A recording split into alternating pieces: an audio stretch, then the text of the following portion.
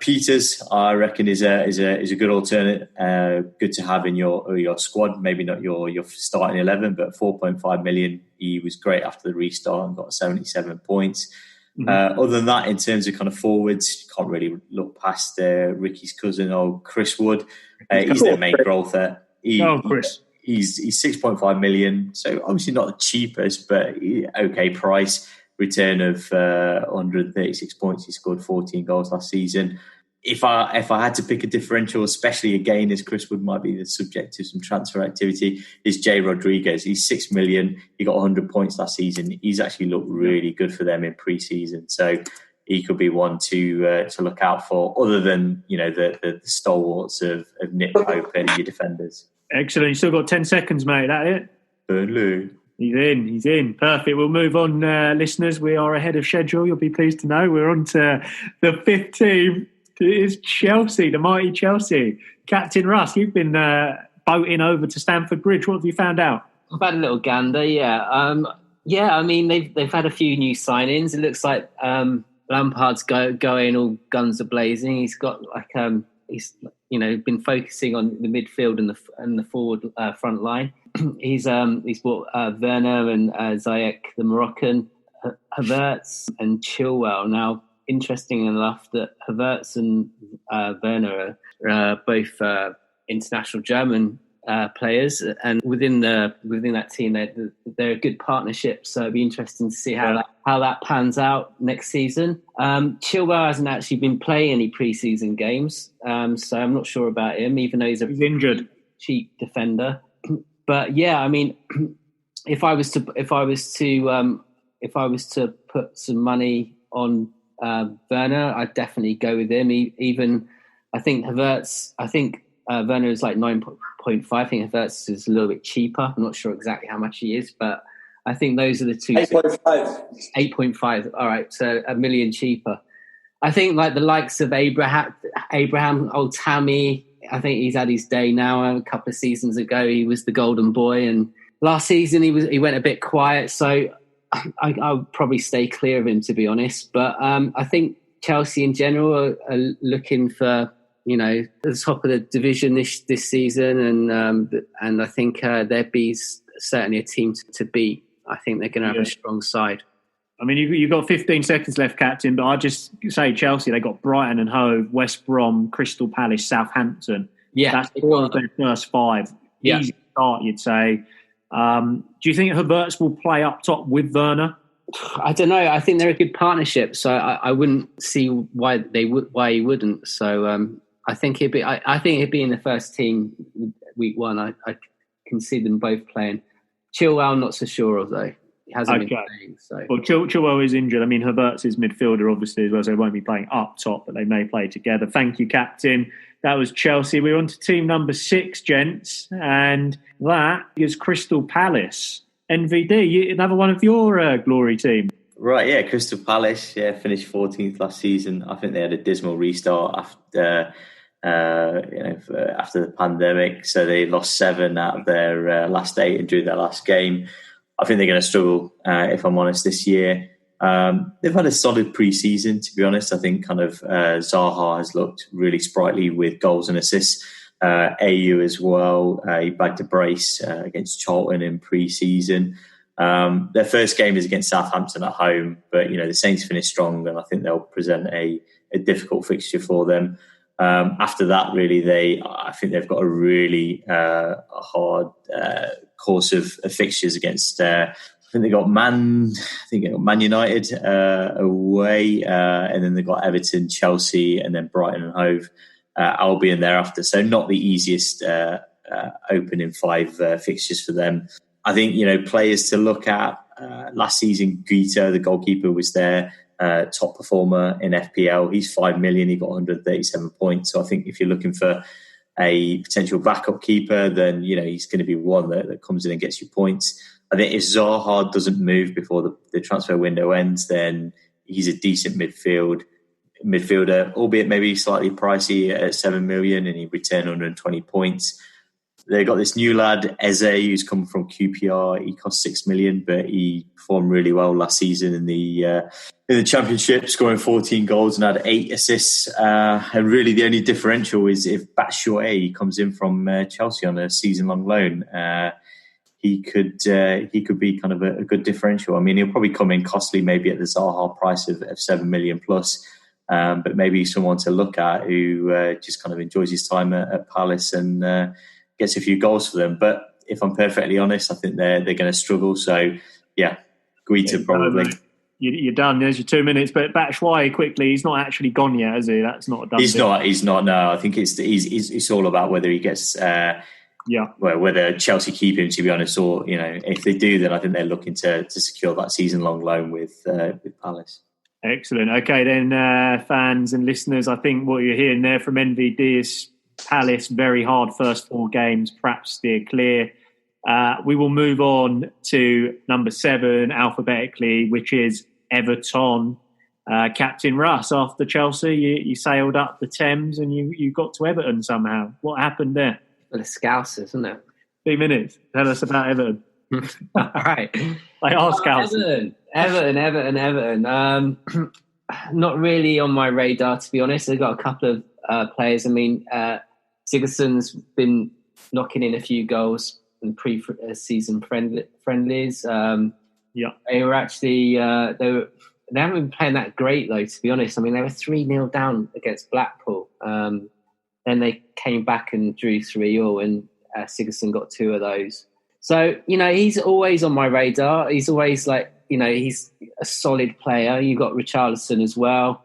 Yeah. He's also worth considering. Always consistent. Has been for the last couple of seasons. Calvert-Lewin, he's knocked in. I know he's had a couple, but he last against Preston. It was 2-0. Got a goal there, so he was quiet last season. But the season before that, he was knocking them in left, right, and centre. So who can tell with Lewin? He's definitely someone to definitely consider. 7 million, though. He's expensive. 7 million. He is, yeah, 7 million. I know. They've also just bought Decor from Watford. I don't know if he would be worth considering. To be honest, I had him. I think I had him in my team last season for 2 weeks. And I got rid of him. But yeah, he's not bad. He's not a bad player. He might be worth considering, all depending on Everton form. Isn't he more of a midfielder though? Yeah, he is. But so he got a few goals last season, I believe. From James Rodriguez has come in, isn't he? What do you think? Yeah. I mean, there are obviously people like. They're saying that, is it going to be his season or not? He's definitely someone who could, who could do it for Everton. But I don't know. I personally wouldn't be. He wouldn't be in my first 11 lineup for week 1. But to be honest, even Sigurdsson and Richarlison and Calvert-Lewin, I personally would stay clear of Everton players for the first few weeks, even though they've got a reasonable first few games. I don't really fancy them, to be honest. But you kind of feel they're going to need some time to bed those players in, I presume, right? They're all fairly new. Yeah, exactly. And I mean, James Rodriguez, he was out on loan at Bayern last season. They've just signed Allen as well. I mean, he might be worth considering. Okay. So, I mean, 1 goal last season from James for Madrid. Okay, cool. Captain, I'm going to have to move on. As much as I'd love to talk about Everton, just to annoy NVD, we're on to number 8. It's full of ham. It is your moment to shine, Patrick Vieira. You're still with us. Yeah, about time. About time. Been at least 16 minutes. Go, mate. You got 2. Oh, good. 16 minutes. All yours. Yeah, my beloved Fulham have made it back into the Premier League. They had a little slip up, a couple of seasons ago and fell down into the Championships, but, came straight back up. And, their main player that helped them do that was, of course, Mitrovic. He's their forward who scored the most goals in the Championship last season, 26 goals. He's the man to look out and consider for pretty budget striker of 6 million. So again, he can score, and he's played in the Premiership before. The 2018-19 season, he scored 11 goals, 4 assists, and that was the season that they went down. So if they can do well this season, he could match that or even do a bit better. A couple of other players of the season. Say again? It could be the Danny Ings of the season. Could be. Good point. Yeah, it's great. I love how you phrase that. Thanks. Should we get you a room? Or I'm eating into your time. You've got 50 seconds. Another couple of players to consider for fillers or differentials is Joe Bryan, a defender. He's only 5 million, but he's a key player for Fulham. Cabano, midfielder, again for 5 million, and another guy, Tom Kearney, who's one of their playmakers too in midfield. He's 5.5, and again, most of these players have all played in the Premier League before, so they're it's nothing new to them. They fell down, came straight back up, and I can see them regaining their dizzy heights of being a solid mid-league table this season. I do hope so. I was saying to Pellers earlier that there's some teams that just deserve to be in the Premier League and should just be there, and I feel like Fulham are one of them. Yeah, and they got a pretty favourable opening few games. They got Arsenal to start with, which will be difficult, but after that they've got a fairly easy run. They've got their old foes, Leeds, and then Aston Villa, Wolves, Sheffield United, Crystal Palace. So it's a pretty good run for them to start out on. Oh, where's the mute button? He's on a roll. He's had his 2 minutes. Oh, we're over 2 minutes. The guy from the Fast Show.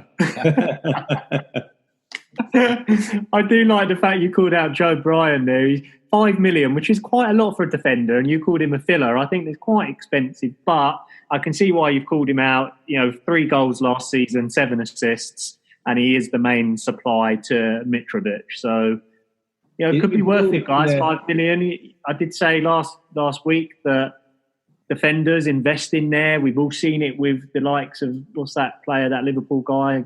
He's all right, isn't he? That young one at the right, and the best one in the world. I just don't know their names, mate. The Liverpool players. Anyhow, I digress. We're going on to team number 9, alphabetically in the league. Happens to me, guys. So Leeds United. So could someone just set a bit of a timer? I've got 2 minutes to talk about. I've already started the timer, mate. Okay, the mighty Leeds. Let's go.